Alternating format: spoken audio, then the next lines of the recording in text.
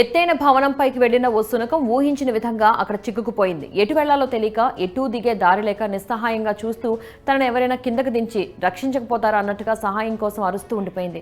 అది చూసిన స్థానికులు చలించిపోయారు. ఈ ఘటన స్థానికంగా తీవ్ర ఉత్కంఠను రేపింది. రాజన్న సిరిసిల్ల జిల్లా కేంద్రంలోని సిరిసిల్ల పట్టణంలో గాంధీ చౌక్ వద్ద గల కుబేర క్లాత్ షోరూం భవనం పైభాగంలో ఓ కుక్క ప్రమాదకర స్థితిలో చిక్కుకుపోయింది. కిందకి దిగే మార్గం లేక ఎటూ కదలలేని పరిస్థితిలో భయంతో అది గట్టిగా అరుస్తూ ప్రాణాల కోసం విలవిల్లాడింది. శునకం అరుపులు విన్న స్థానికులు వెంటనే అగ్నిమాపక సిబ్బందికి సమాచారం అందించారు. సమాచారం అందుకున్న వెంటనే ఫైర్ సిబ్బంది హుటాహుటిన ఘటనా స్థలానికి చేరుకుంది.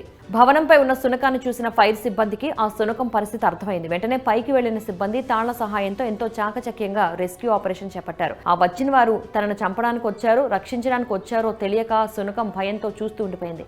ఈ క్రమంలో సహాయక సిబ్బంది శునకాన్ని ఎంతో జాగ్రత్తగా తాళ్ల సాయంతో సురక్షితంగా కిందకు దించారు. సుమారు గంటపాటు సాగిన ఈ ఆపరేషన్ ను చూడడానికి స్థానికులు పెద్ద ఎత్తున తరలొచ్చారు. చివరకు కుక్కను ఎటువంటి గాయాలు లేకుండా సురక్షితంగా బయటకు తీయడంతో అందరూ ఊపిరి పీల్చుకున్నారు. సమయానికి స్పందించి మూగజీవం ప్రాణాలను కాపాడిన అగ్నిమాపక సిబ్బంది మానవత్వాన్ని, వారి సేవలను స్థానికులు, జంతు ప్రేమికులు కొనియాడారు.